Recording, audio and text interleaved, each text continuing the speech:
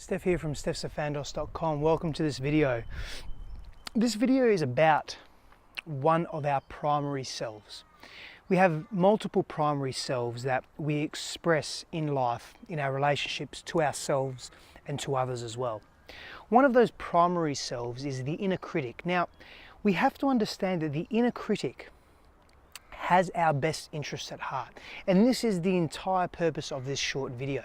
It's to explain that when we feel that harshness coming from our own inner voice, that voice of self that is harsh and judging us and critiquing us and constantly criticizing us, that inner critic is coming from a place of love. It is coming from a place of care. It is coming from a place of sincerity that wants the best for us as an entire being.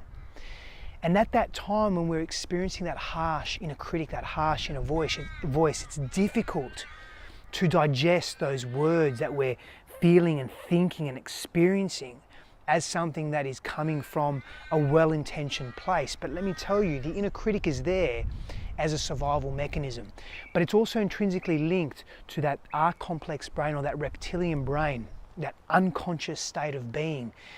And here in this space, it works on a punishment reward system almost as well. So by being critical, it's hoping to deter us from making that choice that will lead us away from success. Also, we have to take into account that there's a great deal of cultural nuance and personalized experience that is integrated into the inner critic. So how we've been grown up, how we have experienced the world, how we've interpreted the world, our family values, the values we've taken on from society, the cultural norms that we inherit, the values that we take on that are our own and that we believe are our own, the purpose-driven life that we live. This all integrates into that inner critic sometimes. So if we can just understand that the inner critic means well, the harshness of that tonality will subside, it will soften. And when it softens, it's there in that place that we're able to actually see very clearly, or with greater clarity, the sound advice and guidance that the inner critic is attempting to convey to us. And when we receive that information, that is connecting to our intuition.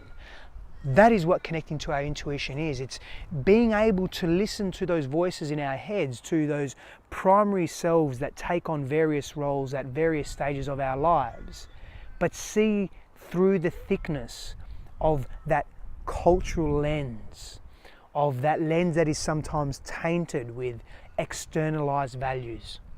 Just think about that next time your inner critic comes out. Ask yourself, where is that inner critic coming from? What space is that inner critic coming from? And I promise you that when you do that, it will soften the harshness of that tonality, that inner tonality. And you'll be able to see the wisdom and observe the wisdom that inner critic is attempting to portray. You'll see where that inner critic is coming from. Guys, thank you very much for listening. I really appreciate it. For more information, check out my YouTube channel, S.Sifandos. Jump on my website, www.S.Sifandos.com. A lot of information there on the leadership models that I run, the workshops that I run and operate on leadership. And also check out my weekly wisdom webinar as well. We speak a great deal to the way we behave in society, but not only with society and in our relationships, but to ourselves. It's all about sovereignty. It's all about bringing back who we are to ourselves. We come from that place. That's an empowered place to be. I look forward to seeing you again on the next video. Thank you so much.